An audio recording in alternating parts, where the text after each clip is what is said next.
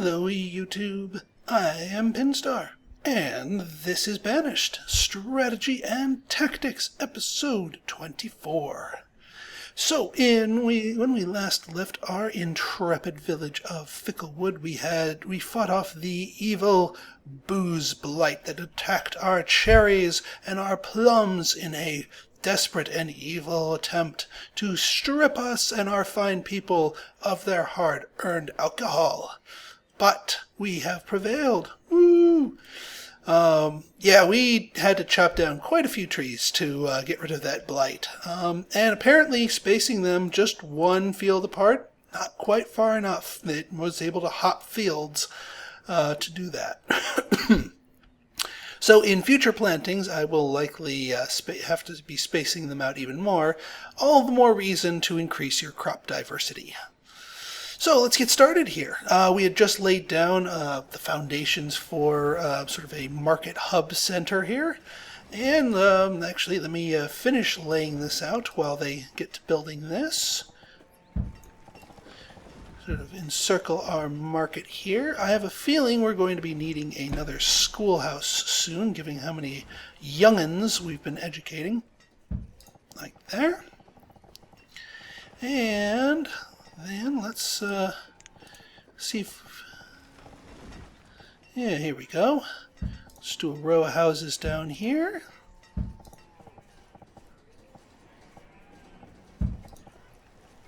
Alright, that should be enough.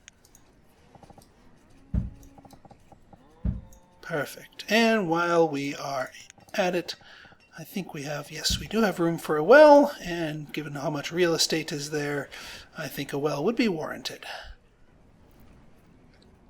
Alright, so let's take a look here. Alright, let's do an assessment here. Let's take a look at our town hall. Oh, and just as mentioned, last episode I purchased a set of corn seeds. I already had corn seeds, as one of my loyal viewers pointed out, and yes, that was a derp on my part. There's no strategic reason to purchase a second set of seeds when you already have them. That was just an error on my part. So, lesson learned, when a seed merchant comes in and you're not entirely sure if you have the prerequisite seeds or not, check them. Just check them. It doesn't take that long. And now that we are starting to fill in some of our acquired seeds list here, the chances of merchants coming up with duplicate seed types become greater and greater. So just keep that in mind. Now, while we are here at the town hall, let's take a look at some of the other statistics, just in case inquiring minds want to know what kind of goodies we got going here. Okay, we are in year 31, and we are getting very close to hitting the 300 mark. I didn't even notice when we hit 200. Sheesh. Our ratio of young'uns to adults is not too bad, given that you know, they hit adulthood, and I define adulthood as working adulthood, i.e., post-education, 15 plus ish. 2/3 to 1/3 is a good ratio to have, because that's about how long they live after that, give or take, depending on the RNG and whatnot. Our educated rate, we had the coveted 100% educated rate and lost it because we've been accepting nomads. But I was aware of that. I am aware of the consequences of that. Looking at our employment situation, besides the miner and the stonecutter, it looks like we have full employment across the board, with a burst of builders here for this little area that we're building up here. All right, production.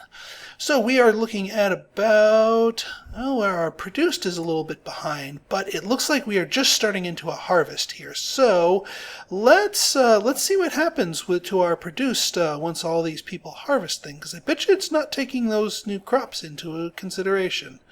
Yeah, look at that. Look at that produce. It is just climbing and climbing, and is getting closer and closer to meeting and used. And I have a good feeling that it's going to surpass that. Boom. All right, produced is now officially greater than used. And we have ourselves a trader. Cattle and chickens. Not interested. Sorry. off you go. But yeah, all these crop fields, and it's just late summer. These have just all reached full maturity. Especially this bean field, this giant bean field is they're going nuts with that. What am I running low on? Logs. Well, yeah, I am building like a madman here, and I can see from our patchwork forests here that our loggers are all fighting to keep up. That's the other's hut. Just want to make sure everybody is. That's the hunting cabin. I can click here. Okay, just want to make sure everybody's on cut down trees. And we have another trader. Steel tools. Nah. Stone. Yep. Always willing to buy stone. Because, I mean, we are down below the 1,000 mark. We haven't seen that in a while. So, worth it to always buy it as it comes in. And we've got the booze, we got the hooch, we've got 500 here, and that's besides the 479 we have in reserve. So yeah, there we go, 400 ale for 400 stone. Look at that, they're an equal trade. Works for me. I'll get you drunk, you get me stoned. Works out well. And we don't need to buy the steel tools. We are drowning in steel tools, so that much shouldn't need to occupy our trading facilities. And you guys are a little chilly. What do we have here? Firewood is low. All right, we are still facing a firewood shortage. That is distressing, to say the least. Well, and it doesn't help that I just closed my view here.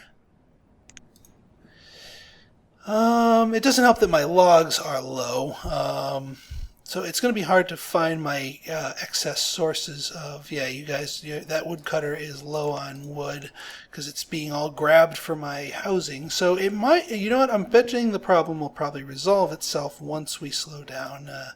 Oh, vendors. Oh yeah, I built another thing.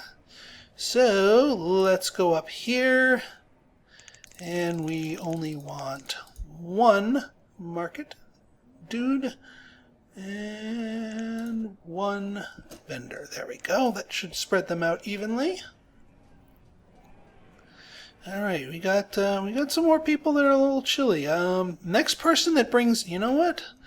Well, I got people on building, but I hate to say this, but I almost might send people into the mines to start grabbing coal just to give us a stopgap measure here, at least until our wood recovers. As crazy as that sounds,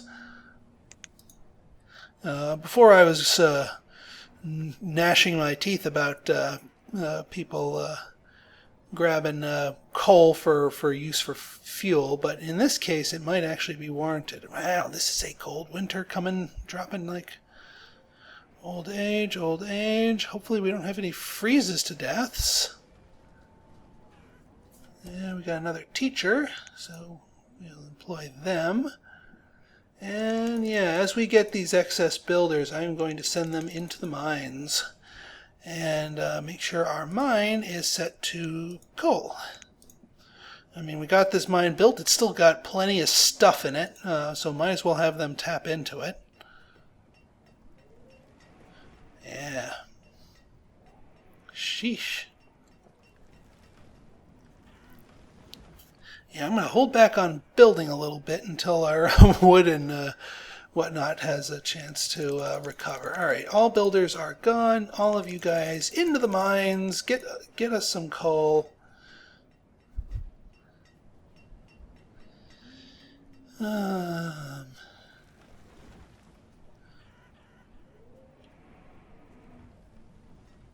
right, let's see here. Oop. Settlement! Woo! That would be 300 people. Woohoo! Huzzah and huzzah. Oop, and another boat coming. All right. Well, hopefully we don't go dropping past there, and hopefully you have something for sale here. some coal-like substance for sale. I would buy that in a heartbeat. Yeah, we're starting to see people who are a little on the colder side. What do you have for me? You have food. Well, that's not going to warm people up. But I'll still trade for stuff that I don't have yet. I will trade for booze brewable stuff. So plums get traded for. And berries I will trade for, even though I can produce them, just because it'll make more ale. And pears I will certainly trade for, because I can't produce them yet. And everything else I can produce. No, potatoes. I need potatoes. I do not have potatoes. Okay, 10,000. So let's drop that mutton.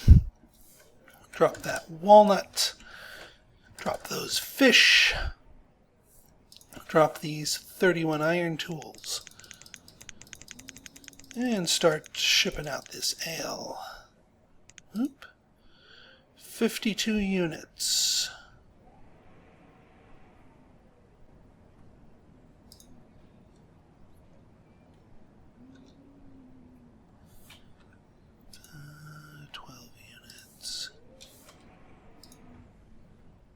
Good enough. Alright, well that should help us with food. Would have liked to have helped with fuel, but, well, we're starting to get a little coal in here, and people who are in dire... Whoop! A pasture! Uh-oh. My sheep? Is that my sheepingtons? No! Not my sheep!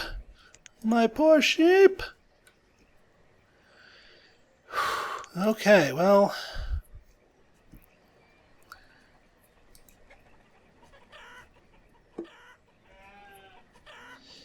That's no good, but luckily they are plenty far from... Alright, let's get you guys out of there. Not sure where you'll go, but... Oh, really? More food? Oh boy, my storage barns are not going to be very happy with me. But I will certainly buy the brewable stuff, just because I can have the hooch. And everything here is the brewable stuff. Sheesh. And I don't have cabbage. I wonder if I'll be able to afford all of that. Well, we'll see what we can do. Alright. 500 mutton. 3,000 fish, 1,000 venison, 5,000 ale, and you know what? I am not selling firewood. We have plenty of food. We do not have firewood to spare. So that drop that wheat off, and 1,500 cabbage. There. Because the last thing we need is another drain on firewood when our people are in dire straits looking for it. Alright, infestation.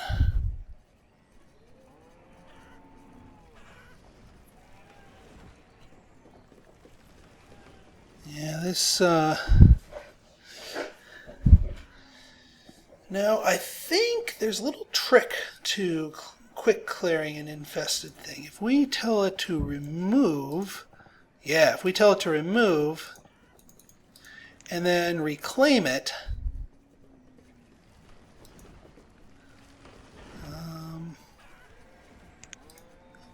yeah, there we go. That, we just needed to get the sheep out of there. It still hurt our flock pretty badly. But at the very least, we didn't lose them all.